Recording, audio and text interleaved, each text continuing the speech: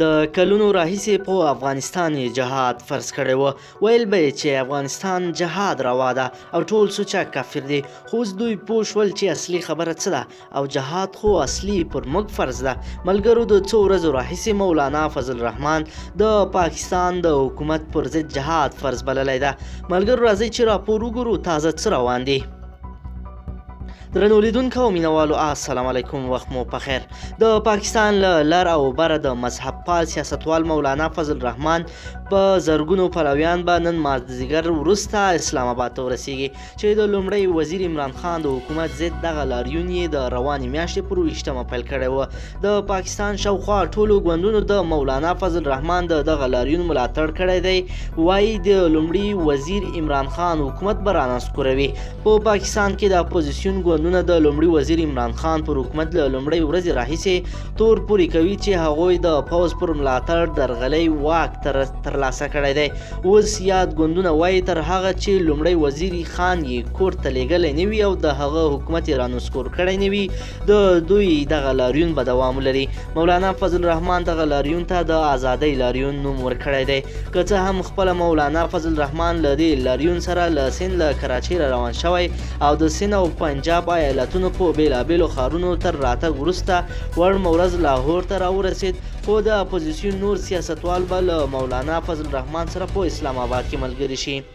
مولانا فضل الرحمن پرون د چهارشنبې په ورځ په لاهور کې لاریون کوونکو ته وینا کې ویل غوښتنه مې دا ده چې د 2013 میلادي کال په 25مه د جولای میاشت کې چې کومې ټاکنې شوي په هغوی ډیره زیاته درغلي شوې ده.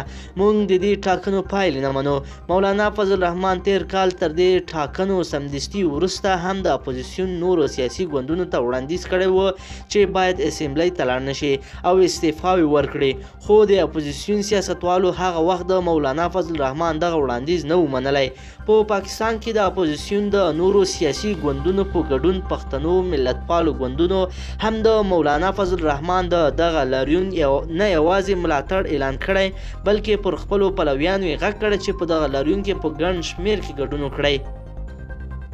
د ملتپال ګوند عوامي نشنل ګوند د مشر اسفندیار ولی خان له لورې په خپاره شوي یو ویډیوي پیغام کې چې پر خپل پلویانو یې غږ کړی چې ټول دې په دې لاریون کې ګډون وکړي. بل لور ته د پښتونخوا ملي عوامي ګوند مشر محمود خان اڅکزی هم په دغه لاریون کې د ګډون لپاره له کوټې اسلام آباد ته رسېدلی او د یاد ګوند په خبره پلویان یې له کوټې له یاد لاریون سره ملګري شوي دي.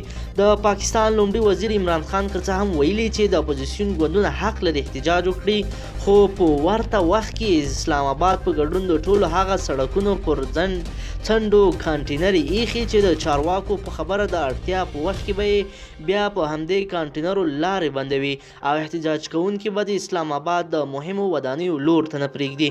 د ځینې حکومتي سرچینو په خبره لومړی وزیر خان حکومتي ډلې ته ویلي چې د مولانا فضل الرحمن په شمول له اپوزیسیون سره د خبرې وکړي او دغه لاریون یې په سوله ییزه توګه پای ته ورسوي، خو د مولانا فضل الرحمن په شمول د اپوزیسیون ټول سیاسي ګوندونه وایي تر هغې چې د لومړي وزیر خان حکومت یې رانسکور کړی نه وي احتجاج به یې دوام لري. دا هغه غوښتنه ده چې په ځواب کې د لومړي وزیر خان او د هغه حکومت وایي هیڅکله به یې ونه مني. مننه.